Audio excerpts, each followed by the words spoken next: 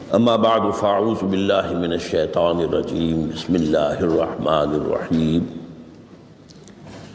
الحمد للہ رب العالمین الرحمن الرحیم مالک یوم الدین ایاک نعبد و ایاک نستعین اہدنا الصراط المستقیم صراط الذین انعمت علیہم غیر المغضوب علیہم ولا الضالین آمین ما اصاب من مصیبت الا باذن اللہ ومن یؤمن باللہ یہد قلبہ واللہ بکل شیء علیم وقال عز وجل كما ورد في سورة الحديد ما أصاب من مصيبة في الأرض ولا في أنفسكم إلا في كتاب من قبل أن نبرأها إن ذلك على الله يسير لكي لا تحصوا على ما فاتكم ولا تفرحوا بما آتاكم والله لا يحب كل مختال فخور وقال عز وجل كما ورد في سورة الانشراح إن مع العسر يسرا إن مع العسر يسرا صدق الله العظيم. وعن أبي العباس عبد الله بن عباس رضي الله تعالى عنهما قال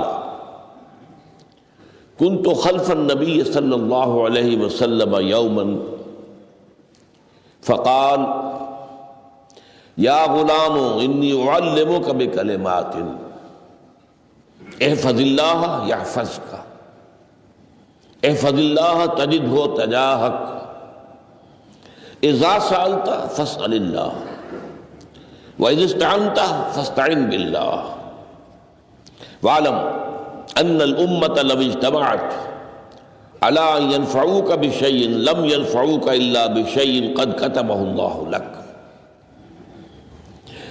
وَإِنِ اجْتَمَعُوا عَلَىٰ أَن يَضُرُّوكَ بِشَيْءٍ لَمْ يَضُرُّوكَ إِلَّا بِشَيْءٍ قَدْ كَتَبَ اللَّهُ عَلَيْكَ رُفِعَتِ الْأَقْلَامُ وَجَفَّتِ الصُّحُفُ رواه الترمذی رحمہ اللہ وقال حدیث حسن صحیح.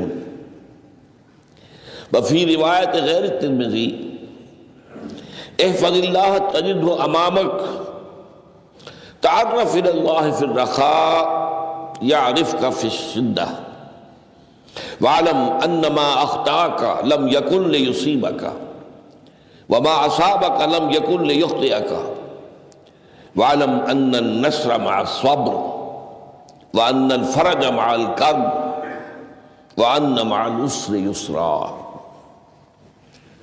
رب اشرح لي صدری ویسر لي امری واحلل عقدۃ من لسانی یفقهوا قولی. اللہم ربنا الہمنا رشدنا واعذنا من شرور انفسنا اللہم ارنا الحق حقا وارزقنا اتباعہ وارنا الباطل باطلا وارزقنا اجتنابہ آمین یا رب العالمین. یہ حدیث نمبر 19 40 نبوی کی روح دین کے اعتبار سے ایک بہت ہی اہم مسئلے سے بحث کرتی ہے.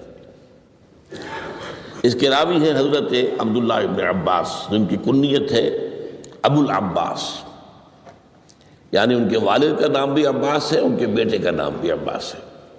عن ابی العباس عبداللہ ابن عمر ابن عباس رضی اللہ تعالی عنہما. تو اس میں چونکہ جیسا کہ میں نے عرض کیا کہ استعانت باللہ مدد مانگنی ہو تو صرف اللہ سے مانگو، یہ دین کی روح کا ایک بہت اہم مسئلہ ہے، بہت اہم موضوع روح دین. میں نے اسی لیے آج سورہ فاتحہ کی تلاوت کی شروع میں کہ اس مسئلے کی اہمیت جو ہے اس کا آپ کو اندازہ ہو جائے. سورہ فاتحہ جو ہماری نماز کا جزو لازم ہے، حدیث نبوی ہے لا صلاۃ لمن لم یقرأ بفاتحۃ الکتاب، سورہ فاتحہ کے بغیر کوئی نماز نہیں. ہر رکعت میں ہم پڑھتے ہیں یا یہ دوسری بات ہے فقہ حنفی کے مطابق امام پڑھتا ہے اگر جہری انداز میں تو گویا کہ پوری جماعت کی طرف سے ادائیگی ہوئی، لیکن اس پہ اتفاق ہے کہ سورہ فاتحہ ہی اصل نماز ہے۔ اسی لیے ایک حدیث میں جو مسلم شریف میں آئی ہے حضرت ابو ہریرہ سے، سورہ فاتحہ کی تجزیہ کیا گیا ہے مضامین کا، اور وہ حدیث قدسی ہے۔ قسمت الصلاۃ بینی و بین عبدی نصفین، اللہ فرماتا ہے میں نے نماز کو اپنے اور اپنے بندے کے درمیان برابر برابر تقسیم کر دیا۔ بندہ کہتا، اب اس کے بعد ساری تفصیل سورہ فاتحہ کی ہے۔ صلاۃ کہا، قسمت الصلاۃ بینی و بین عبدی نصفین، تو ہم تو صلاۃ میں سورہ فاتحہ بھی ہے، پھر اس کے بعد کچھ ہم اور قرآن مجید کی آیتیں پڑھتے ہیں، پھر رکوع بھی ہے، پھر سجود بھی ہے، قیام بھی ہے اور قاعدہ بھی ہے، سب ہے صلاۃ تو منہ کا، لیکن یہ کہ اصل صلاۃ سورہ فاتحہ۔ چنانچہ اس حدیث میں تجزیہ کیا گیا ہے، جب بندہ کہتا ہے، میرا بندہ یہ کہتا ہے الحمدللہ رب العالمین، تو میں یہ کہتا ہوں، اللہ تعالیٰ یہ فرماتا ہے حمدنی عبدی، میرے بندے نے میری حمد کی، تعریف کی، ثنا کی۔ جب بندہ کہتا ہے الرحمن الرحیم، میں کہتا ہوں، اللہ کہتا ہے اثنا علی عبدی، میرے بندے نے میری ثنا کی۔ اور جب بندہ کہتا ہے مالک یوم الدین، تو اللہ فرماتا مجدنی عبدی، میرے بندے نے میری بزرگی بیان کی۔ تو یہ سارا میں اس لیے آپ کو حوالہ دے دیا ہے، آج میں سورہ فاتحہ کا درس نہیں دے رہا ہوں، پوری بات نہیں سنا رہا کہ اصل نماز سورہ فاتحہ۔ اب سورہ فاتحہ میں 7 آیتیں ہیں اور عجیب ترتیب ہے، 3 آیتوں پر ایک جملہ بنتا ہے، الحمدللہ رب العالمین الرحمن الرحیم مالک یوم الدین، آیتیں 3 جملہ 1، پھر 3 آیتوں پر ایک جملہ ہے آخر میں، اہدنا الصراط المستقیم صراط الذین انعمت علیہم غیر المغضوب علیہم ولا الضالین، آیتیں 3 جملہ 1۔ درمیانی آیت ہے 4 نمبر کی، ایاک نعبد و ایاک نستعین، یہ ہے در حقیقت مرکزی آیت، مرکزی ہو گئی، 3 ادھر 3 ادھر، پھر وہ 3 ایک جملہ، آخری 3 ایک جملہ، اور یہ ایک آیت میں 2 جملے ہیں، ایاک نعبد بھی مکمل جملہ ہے، و ایاک نستعین بھی مکمل جملہ ہے، اور یہیں پر سورہ فاتحہ کی وہ تقسیم ہوتی ہے آدھی، 3.5 آیتیں ادھر ہیں، الحمدللہ رب العالمین الرحمن الرحیم مالک یوم الدین ایاک نعبد۔ اب واو آ گیا، یہ واو ایسے ہے جیسے کہ آپ ترازو کو پکڑتے ہیں، مٹھ اس کی جو ہے۔ اب 3.5 آیتیں ہیں، وَإِيَّاكَ نَسْتَعِينُ اهْدِنَا الصِّرَاطَ الْمُسْتَقِيمَ صِرَاطَ الَّذِينَ أَنْعَمْتَ عَلَيْهِمْ غَيْرِ الْمَغْضُوبِ عَلَيْهِمْ وَلَا الضَّالِّينَ۔ یہ جو مرکزی آیت ہے، اس میں 2 باتوں کا ذکر ہے، ایاک نعبد، ایک تو ہم اقرار کرتے ہیں کہ اللہ ہم صرف تیری ہی بندگی کرتے ہیں اور کرتے رہیں گے، یہ حال اور ماضی، حال اور مستقبل دونوں کو محیط ہے، اور دوسرا وَإِيَّاكَ نَسْتَعِينُ، اور صرف تجھ ہی سے مدد مانگتے ہیں اور مانگتے رہیں گے۔ یہ گویا کہ دین کا ایک مرکزی نقطہ ہے، جو صلاۃ کا مرکزی نقطہ ہے وہی در حقیقت دین کا مرکزی نقطہ ہے۔ اب ہم اس پر غور کر چکے ہیں، 40 نبوی کی حدیث نمبر 3 جو ہے وہ اس پر ہے، ایاک نعبد، اس میں گفتگو ہو چکی ہے تفصیل سے کہ عبادت کا تصور کیا ہے، جس کے لیے انسان کو پیدا کیا گیا، وَمَا خَلَقْتُ الْجِنَّ وَالْإِنسَ إِلَّا لِيَعْبُدُونَ، اور تمام رسولوں کی دعوت کا مرکزی نقطہ ان اعبدوا اللہ ما لکم من الہ غیرہ، زندگی آمد برائے بندگی، زندگی بے بندگی شرمندگی۔ اور اس میں جو کنفیوژن ہم نے پیدا کر دیا ہے کہ عبادت کو عبادات کے مترادف قرار دے دیا، نماز روزہ حج اور زکوٰۃ یہ عبادات ہیں، وہ عبادت جس کے لیے ہمیں پیدا کیا گیا ہے وہ یہ چیزیں نہیں ہیں، وہ ہے پوری زندگی میں ہمہ تن ہمہ وقت ہمہ جہت اللہ کی اطاعت۔ ہر وقت نماز تو نہیں پڑھی جاتی، ہر روز روزہ تو نہیں رکھا جاتا، یہ جو کہا کہ میں نے صرف تمہیں پیدا ہی اس لیے کیا کہ میری عبادت کرو، تو عبادت سے مراد یہ چیزیں نہیں ہو سکتی، یہ در حقیقت اس عبادت کے لیے سپورٹس ہے، جیسے 4 ستون ہیں ان پر چھت ہے، چھت کو سپورٹ دینے کے لیے ستون ہے. ستونوں کی معنویت ہی تب ہے جبکہ چھت ہو، ورنہ کیا کہیں گے کس لیے کھڑے کر دیے 4 ستون، پاگل پن ہے کوئی، کس لیے، واٹ فار؟ جب تک کہ چھت کا تصور نہ ہو. شامیانے کے لیے 4 آپ نے بانس کھڑے کیے ہیں، کس لیے؟ اس شامیانے کو سپورٹ کرنے کے لیے. تو اب اس میں جو ایک مضمون آیا وہ یہاں بھی آ گیا اس حدیث میں، تو قرآن مجید کی آیت میں ایاک نعبد و ایاک نستعین، یہ ہے دوسری بات جس پر کہ آج کی ہماری مرکزی جو مضمون ہے وہ یہ حدیث. تجھ ہی سے مدد مانگتے ہیں اور مانگتے رہیں گے. اللہ تعالیٰ سے مدد مانگنا، اب آپ یوں سمجھیے کہ مدد جو مانگی جاتی ہے مختلف الفاظ استعمال ہو سکتے ہیں. استعانت وہ اس حدیث میں بھی آیا، قرآن میں بھی آیا سورہ فاتحہ میں، ایاک نستعین. استمداد مدد طلب کرنا، استنصار نصرت مانگنا، استدعاء کوئی دعا کرنا کسی کام کے لیے، استغاثہ کسی کی دعائی دینا، یہ تمام ایک قبیل کی چیزیں ہیں. ان کو جمع کر لیجیے استعانت. اب استعانت ایک تو ہے عام مادی دنیا کے اصول کے اندر، میں کسی سے کہوں بھائی مجھے ذرا پانی پلا دینا، یہ بھی استعانت ہی ہو گئی نا. میں نے اپنی ایک ضرورت کو پورا کرنے کے لیے اسے مدد چاہیے، اس میں کوئی شرک نہیں، کوئی برائی نہیں. معلوم ہے یہ ایک عام مادی قوانین کے تحت ہوگا. یہ علیحدہ بات ہے کہ حضور کے بارے میں یہ آتا ہے صلی اللہ علیہ وسلم کہ آپ کبھی ایسے کام کے لیے بھی کسی کو نہیں کہتے تھے. یہاں تک کہ اگر آپ سواری پر ہوتے تھے اور آپ کا جو کوڑا ہے وہ نیچے گر گیا تو آپ اپنی سواری کو بٹھا کر یا اتر کر خود کوڑا اٹھاتے تھے، کسی سے کہتے نہیں تھے کہ مجھے ذرا اٹھا دو. تو یہ استدعاء، استعانت، استمداد، اس میں ایک درجے ہیں، بڑے اونچے درجے بھی ہیں. لیکن عام حالات میں ہم مادی قوانین کے تحت اگر کوئی مدد چاہے کسی سے تو کوئی بری بات نہیں، اس میں کوئی شرک نہیں، اس میں کوئی کفر نہیں. اگرچہ بعض حضرات کے نزدیک اس کا ایک درجہ ہے وہ میں بعد میں بیان کروں گا. لیکن یہ کہ ماورائی انداز میں کسی غیر مرئی حقیقی یا موہومہ شخصیت سے مدد مانگنا، یہ شرک. غیر مرئی حقیقی فرشتے ہیں، غیر مرئی ہے حقیقی. موہومہ جنہوں نے گاڈز اینڈ گاڈیسز اور آلہہ بنا لیے، دیویاں دیوتیا بنا لیے، یہ موہومہ ہے، ان کے وہم کی پیداوار، وہ بھی غیر مرئی ہے.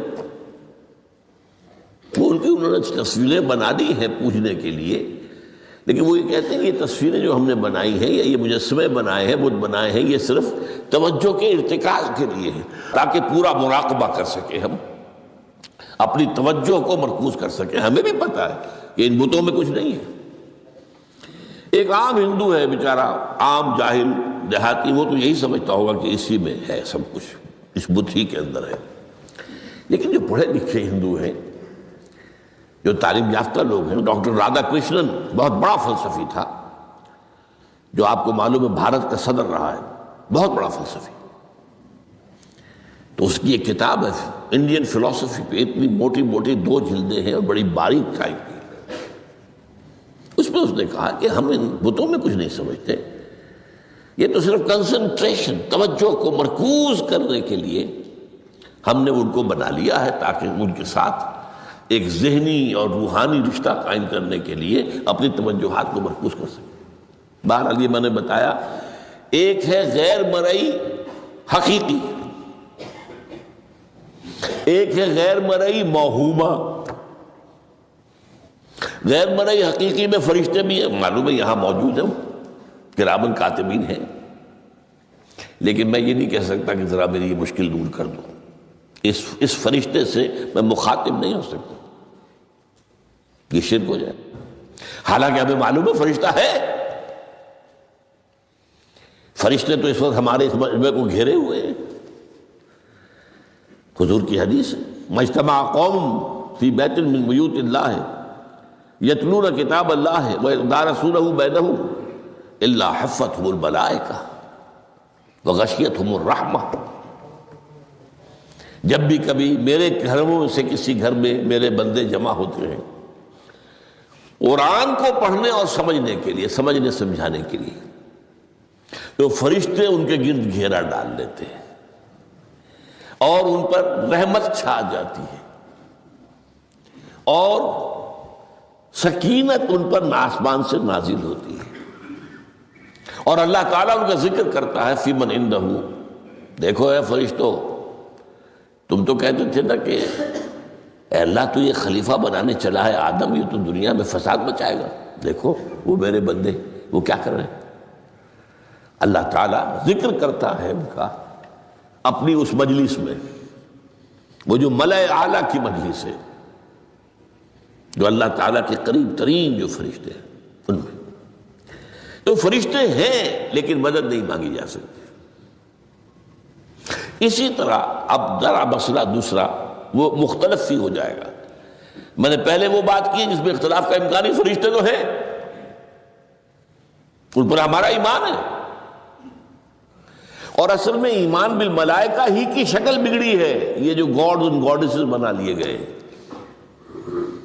اور دیوی اور دیوتا بنا لیے گئے اور آلہہ بنا لیے گئے، ملائکہ ہی کی۔ ملائکہ کو اللہ نے ایک ایک کام کے اوپر معمور کیا ہوا ہے، یہ پہاڑوں کا فرشتہ ہے، یہ بارش کا فرشتہ ہے، یہ فلاں کا فرشتہ ہے۔ انہوں نے انہی کو دیوتا بنا لیا، بس غلطی کیا لگی کہ ان کا کوئی اختیار بھی ہے۔ ہمارا ایمان کیا؟ فرشتوں کا اختیار کوئی نہیں۔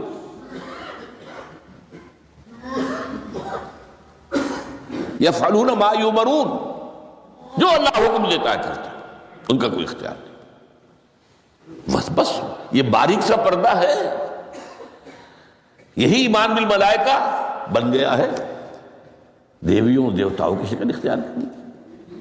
عرب کے لوگ خدا کی بیٹیاں کہتے تھے، وہ یہ فرشتے خدا کی بیٹیاں ہیں، ان کے نام پر لات، یہ مؤنث نام ہے، لات، عزا عزیز کا مؤنث ہے، منات یہ سب مؤنث نام ہے، یہ دیویاں ہیں، یہ اللہ کی بیٹیاں ہیں، فرشتے ہیں اصل۔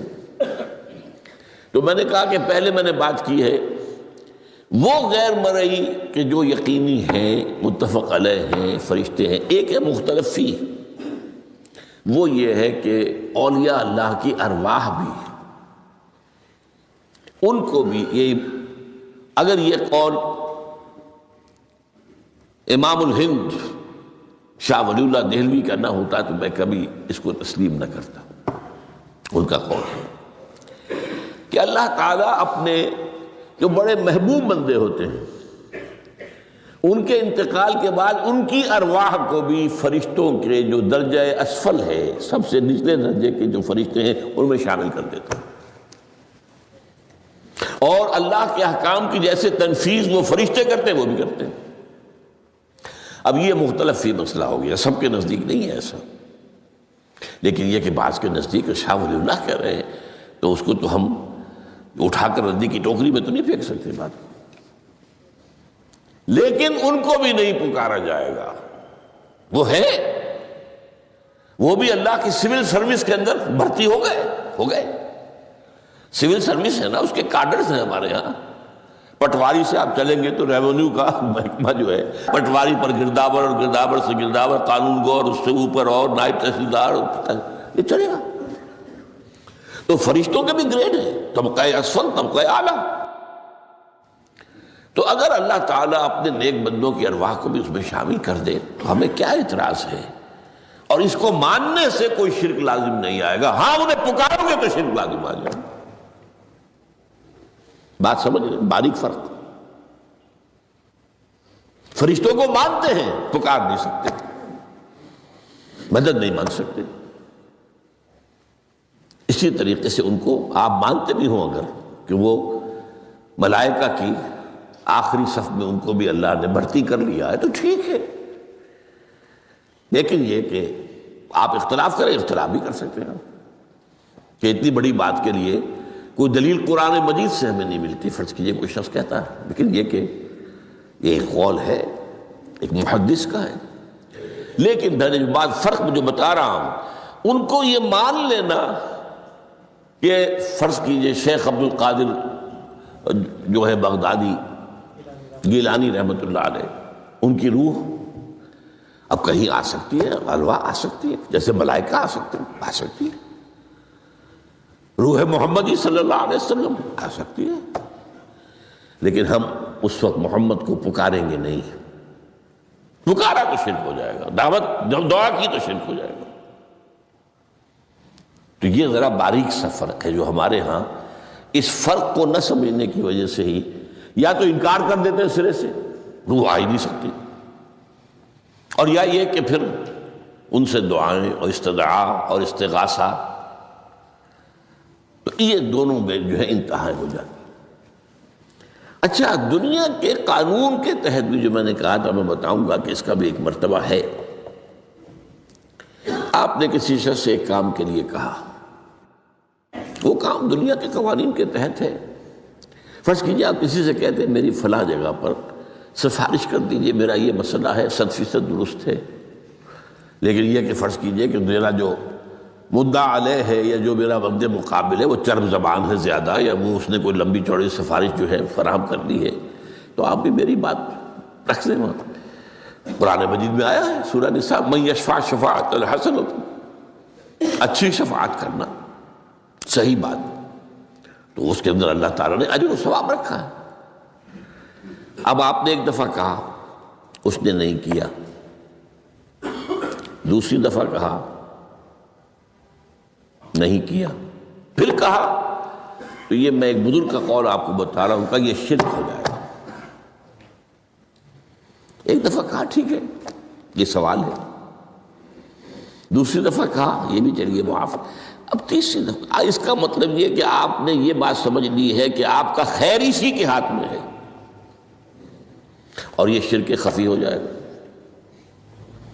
ٹھیک ہے، آپ نے کہا اگر وہ کر دے ٹھیک، کوئی اعتراض نہیں۔ تو یہ باتیں بھی سمجھنے کی ہے، کیونکہ آدمی جو ہے اگر پیچھے پڑ جاتا ہے، کہتا رہتا، مطلب معلوم ہوا کہ اس کے ذہن میں یہ بات بیٹھ گئی ہے کہ تمہارا خیر جو ہے، تمہاری بھلائی اسی کے ہاتھ میں نہیں۔ بہرحال اس تمہید کے بعد اب ہم پڑھ رہے ہیں، حضرت ابن عباس فرماتے ہیں رضی اللہ تعالی عنہ، کنت خلف النبی یوما صلی اللہ علیہ وسلم، ایک دن میں حضور کے پیچھے تھا۔ اب پیچھے ہونے سے کیا مراد ہے؟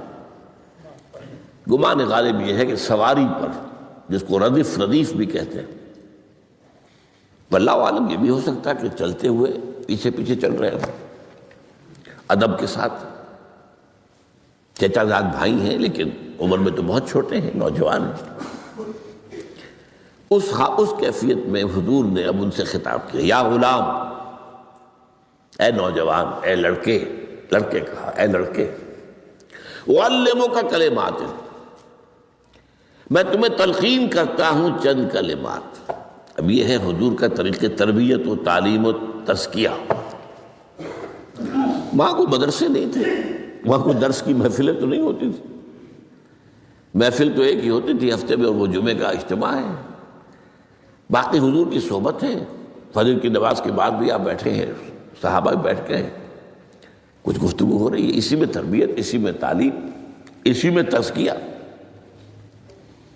وہ علیحدہ ذکر کے حلقے جو ہے وہ ضربے مارنے کے لیے، یہ تو نہیں تھے، یہ تو بات کی ایجاد ہے، میں تو سب مانتے ہیں کہ یہ بات کی ایجاد ہے، یہ مصنون چیزیں نہیں۔ بہرحال حضور نے اے لڑکے یا اے بیٹے، جو بھی آپ اس کا ترجمہ کریں، میں تمہیں چند باتیں سکھاتا ہوں۔ مطلب کیا ہے؟ وَعَلِّمُكَ كَلِمَاتٍ، توجہ سے سنو، غور سے سنو، حفظ جان بنا لو۔ احفظ اللہ یحفظک، پہلا کلمہ، اللہ کی حفاظت کرو، وہ تمہاری حفاظت کرے گا۔ اب اس سے مراد کیا ہے؟ عام طور پر سمجھا گیا ہے کہ اللہ کے احکام کی حفاظت کرو، کوئی حکم ٹوٹنے نہ پائے، وہ تمہاری حفاظت کرے گا۔ اور ایک مفہوم یہ بھی ہو سکتا ہے، اللہ کو اپنے دل میں محفوظ رکھو، اس کی یاد سے اس دل کو، اس خانہ قلب کو خالی نہ ہونے دو۔ مستحضر رکھو اللہ کو اپنے دل میں، تو اللہ تمہاری حفاظت کرے گا، اللہ تمہیں یاد رکھے گا۔ اور حدیث قدسی میں یہ الفاظ آئے، میرا بندہ جب مجھے اپنے دل میں یاد کرتا ہے میں بھی اسے اپنے دل میں یاد کرتا ہوں۔ جب میرا بندہ کسی محفل میں میرا ذکر کرتا ہے میں اس سے کہیں بہتر محفل میں اس کا ذکر کرتا ہوں۔ اللہ کی محفل تو ملائے اعلیٰ کی ہے، ملائکہ مقربین کی ہے۔ وہ جو امیر خسرو کا شعر ہے وہ پتہ نہیں کس کیفیت میں انہوں نے کہا ہے، خدا خود میر محفل بود اندر لامکاں خسرو، محمد شمع محفل بود شب جائے کہ من بودم۔ اے خسرو، رات میں جہاں تھا وہ رات کوئی کیفیت تھی جو گزری ہے، وہ ایک لامکان کی محفل تھی۔ اب مکان نہیں ہے، لامکان ہے، مادی نہیں ہے وہ۔ اس کی محفل میں میر محفل اللہ تھا اور شمع محفل محمد تھے صلی اللہ علیہ وسلم۔ خدا خود میر محفل بود اندر لامکان خسرو، محمد شمع محفل بود شب جائے کہ من بودم۔ بہرحال اللہ کو تم اپنے دل میں مستحضر رکھو، اللہ تعالیٰ تمہیں بھی یاد رکھے گا۔ دوبارہ فرمایا احفظ اللہ تجدہ امامک تجاہک، اللہ کو یاد رکھو تو اپنے سامنے موجود پاؤ گے، جب چاہو دعا کرو۔ وہ جو واقعہ ہے کہ دل میں ہے، جب چاہو مخاطب ہو جاؤ۔ دل کے آئینے میں ہے تصویر یار، جب ذرا گردن جھکائی دیکھ لی، کہیں دور تو نہیں ہے۔ نحن اقرب الیہ من حبل الورید، تمہارے دل میں اللہ ہے تو کہاں جا رہے ہو اس کو ڈھونڈنے کے لیے؟ اپنے دل میں۔ وہ جو بے دل نے کہا ہے ستم است گر ہوست کشد کہ بے سیر سر و سمندرا، تجھے اونچا کم نہ دمیدئی در دل کشا بچمندرا۔ بڑے ستم کی بات ہے کہ تمہارا دل کہتا ہے چلو ذرا باغیچے میں چلو، پھولوں کی سیر کرو، یہ گلاب کا پھول ہے، یہ موتیا ہے، یہ سیر۔ ستم است، بڑے ستم کی بات ہے۔ کیوں یہ ستم کیا ہو گیا اس میں؟ ستم است گر ہوست کشد، تمہاری خواہش تمہیں کھینچتی ہے کہ بے سیر سر و سمندرا، سر و سمن ذرا ان کی سیر کرنے کے لیے آؤ۔ تجھے غنچہ کم نظر، تو خود ایک غنچہ ہے، تو خود ایک پھول ہے، اللہ کا بنایا ہوا اشرف المخلوقات۔ وہ اشرف المخلوقات سے بڑا کوئی پھول ہو سکتا ہے؟ تجھے غنچہ کم نہ دمیدئی در دل کشا، اپنے دل کا دروازہ کھولو، بچمن درا، اس کے اندر جو چمن آباد ہے وہ کیا ہے؟ روح ہے۔ دل مسکن ہے قلب، قلب مسکن ہے روح کا۔ تو احفظ اللہ تجدہ امامک یا تجاہک، اپنے سامنے موجود پاؤ گے۔ اذا سألت فاسأل اللہ، اب آ گیا وہ مرکزی مضمون۔ دیکھو جب مانگو اللہ سے مانگو، غیر اللہ کے سامنے ہاتھ دراز کرو ہی مت۔ ایک حدیث میں آتا، یعنی حرام نہیں ہے، دنیاوی قواعد اصول قوانین کے تحت کسی سے مدد چاہنا، کوئی سوال کرنا حرام نہیں ہے۔ وہ تو میں نے کہا کہ اس پر اصرار آپ کریں گے تو اس میں بو پیدا ہو جائے گی، بدبو پیدا ہو جائے گی شرک کی، لیکن آپ سوال کریں، مدد لیں، اسی پر دنیا قائم ہے، ایک دوسرے کے ساتھ تعاون کے ساتھ۔ لیکن اونچا مقام کیا ہے؟ کسی سے سوال مت کرو سوائے اللہ کے۔ یہاں تک کہ جوتے باندھنے کا تسمہ تمہیں درکار ہے تو بھی کسی سے مت مانگو، اللہ سے مانگو۔ کیا پتہ اللہ کس کے دل میں ڈال دے اور وہ آ کے تمہیں تسمہ پیش کر دے۔ ہوتا ہے ایسا، بسا اوقات ہوتا۔ جو اللہ کے ساتھ لو لگا کر رکھنے والے ہیں ان کے تو ایسے واقعات ہوتے ہیں کہ دل میں ایک بات آئی اور اس کے بعد وہی بات جو ہے وہ کوئی شخص آ گیا اور اس نے وہ بات پوری کر دی۔ کیونکہ لوگوں کے دل جو ہے وہ تو اللہ کے دو انگلیوں کے مابین جب چاہتا پھیر دیتا ہے۔ کیا پتہ اللہ کسی فرشتے کو انسانی شکل میں بھیجے، آتا ہے فرشتہ، آتا ہے انسانی شکل میں آتا ہے، آپ کی تکلیف کو رفع کر دے، آپ کی ضرورت کو پورا کر دے، اسی سے مانگو، کسی اور سے مت مانگو۔ یہ ہے توحید کا لب لباب۔ یوں سمجھیے اسلام کی جڑ کیا ہے؟ ایمان۔ اسلام کا جو خارجی نظام عمل ہے، انفرادی اعمال ہو اجتماعی ہو، ان سب کی روح رواں کیا ہے؟ ایمان۔